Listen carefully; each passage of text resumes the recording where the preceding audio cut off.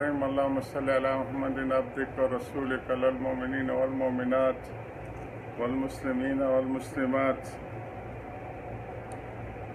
اس کی تفصیل چل رہی ہے۔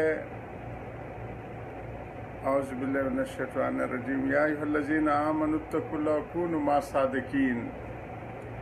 اس کی تفصیل حضرت نے تخم پاشی سے آپاشی کی تفصیل بتائی ہے کہ بیج تو پڑا ہے اور ہر وقت بیج پڑتا رہتا ہے، لیکن ساتھ آپاشی کی اور نگرانی کی ضرورت رہتی ہے کہ وہ بیج جب کونپلے نکلیں تو اس کو اپنے مناسب وقت پہ پانی دیا جائے، مناسب وقت پر اس کی گوڈی کی جائے، اور جتنا وہ خودرو پودے ہوتے ہیں ان سے ان کو بچایا جائے، اور بے ہنگم شاخوں کو تراشا جائے، تو تب جا کے یہ پھلدار ہوتے ہیں، سایہ دار ہوتے ہیں۔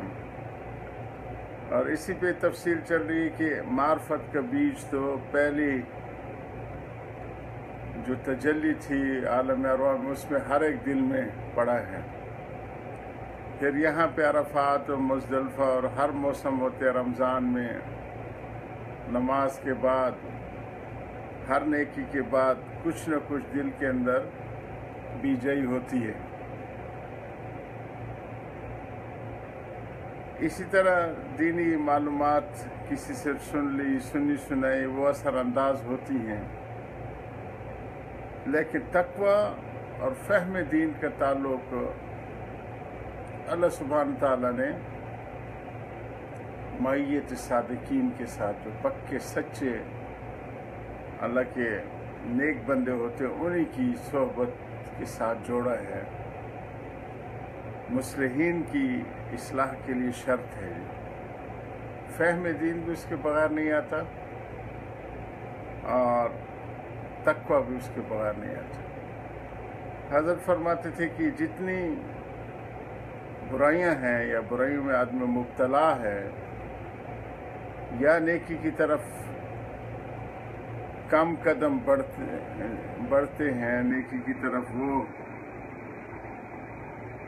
جذبہ اور شوق اور نہیں ہوتا جو اہل اللہ کو ہوتا ہے، تو اس کی وجہ حضرت فرماتے تھے محبت کی کمی ہے۔ حصول محبت تو اہل محبت کی معیت سے، صحبت سے آتا ہے۔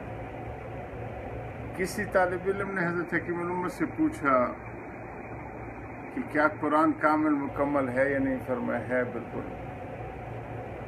تو فرمایا کہ سنت نبی صلی اللہ علیہ وسلم ہمارے پاس کامل مکمل پہنچی یا نہیں پہنچی ہے، تو پھر بار بار اہل اللہ کی صحبت کی کیوں اتنی زیادہ تکرار اور اصرار کیا جاتا ہے؟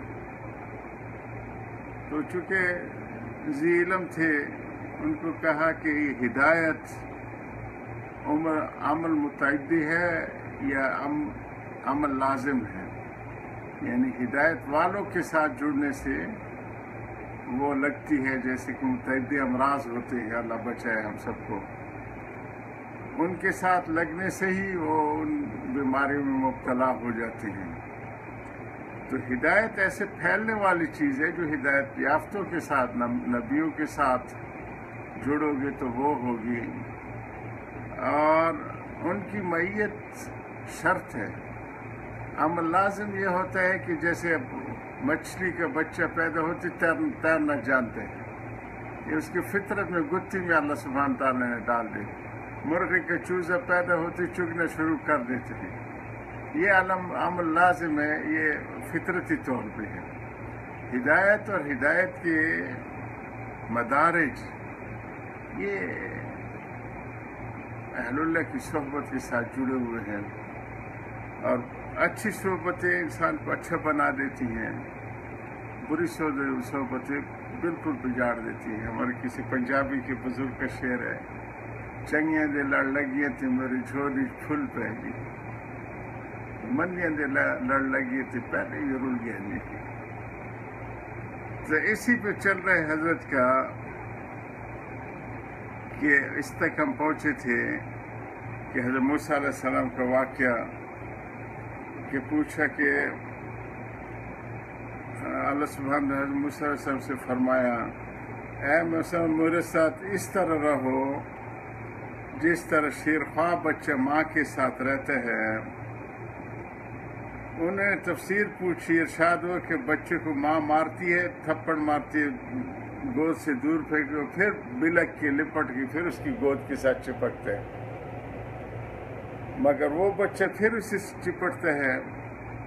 مگر یہ علاقہ صرف اس سے رکھو جو واقعی اہل اللہ ہو.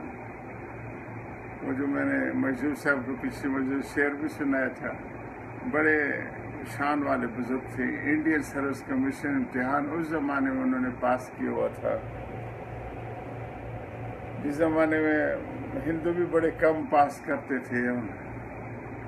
وہ جب حضرت کی صحبت میں پہنچے تو اللہ پاک نے ان کو وہ نوازا کہ گفتہ مجذوب انہی کا دیوان ہے حضرت کا، جگہ جی لگانے کی دنیا نہیں ہے، یہ عبرت کی جا ہے، تماشا نہیں ہے.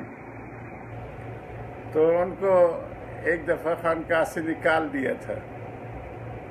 کبھی کبھی بزرگان دین کڑوی گولی بھی کھلاتے تھے جی، تو وہ بستر ڈال کے دروازے کے سامنے لیٹ گئے جی. وہ در نہ کھولے گی، ہم در نہ چھوڑیں گے جی. حکومت اپنی اپنی ایسائی آئی نہیں. تو یہ حضرت فرما رہے ہیں کہ ہو تو اہل اللہ، مگر یہ علاقہ صرف اس سے رکھو جو واقعی اہل اللہ ہے، جن کی 8 نشانیاں ہم پیچھے تفصیل سے بتائے ہیں.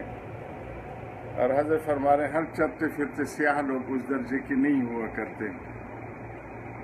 لیکن چونکہ یہاں سے ہر روز تو خط جاتا نہیں، اس زمانے میں اصلاحی خط و کتابت حضرت بڑے اہتمام سے اپنے مریدوں سے کرواتے تھے اور اس کا جواب بھی دیتے تھے.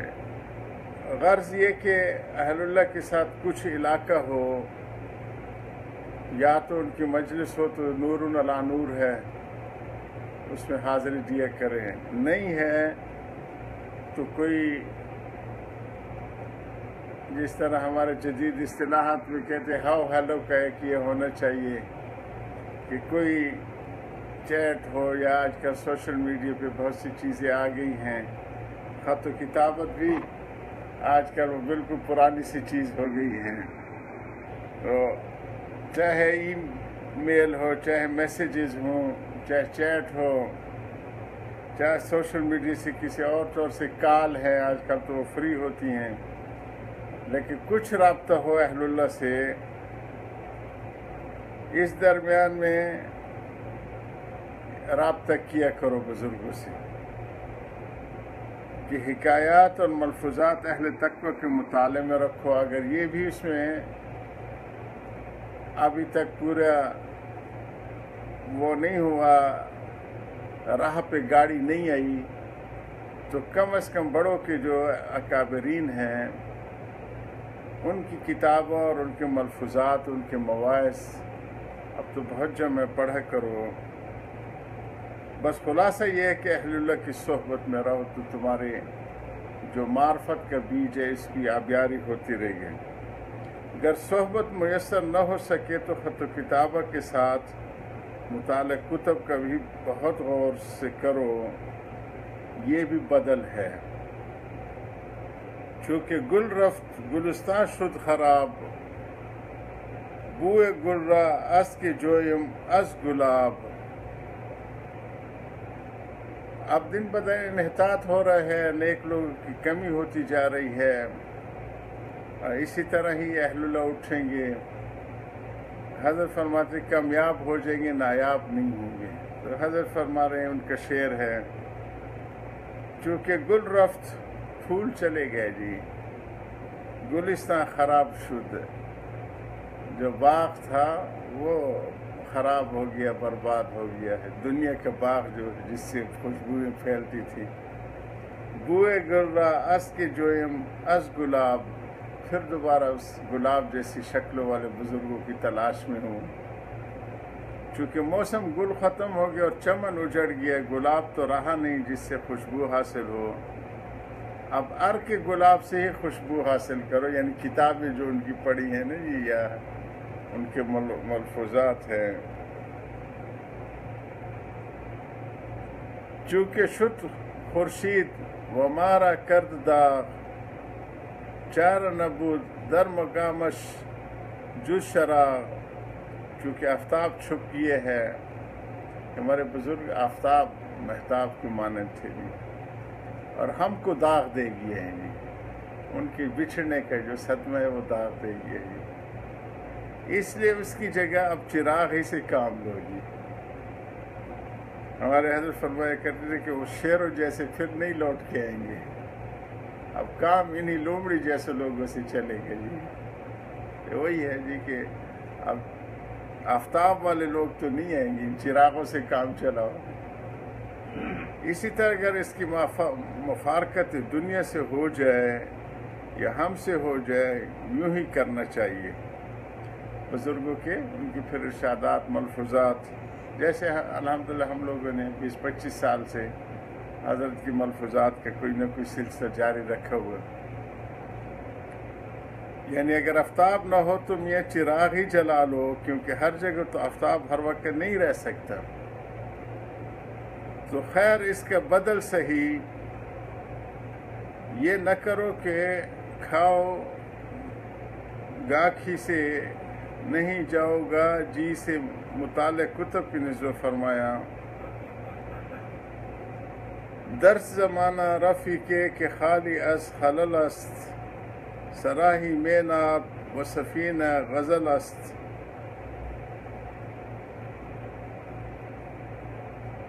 یہ حضرت فرما رہے ہیں کہ کتب مطالعہ کتب کی زمانے کی درس زمانہ رفی کے کہ خالی از خلل است. اگر شیخ کی صحبت میسر نہ ہو تو اپنے پرانے پیر بھائیوں کی صحبت کو غنیمت سمجھ، ان سے بیٹھ کے پرانے واقعات اپنے بڑوں کے اسی کو جاری رکھیں گے. وآخر دعوانا الحمدللہ رب العالمین.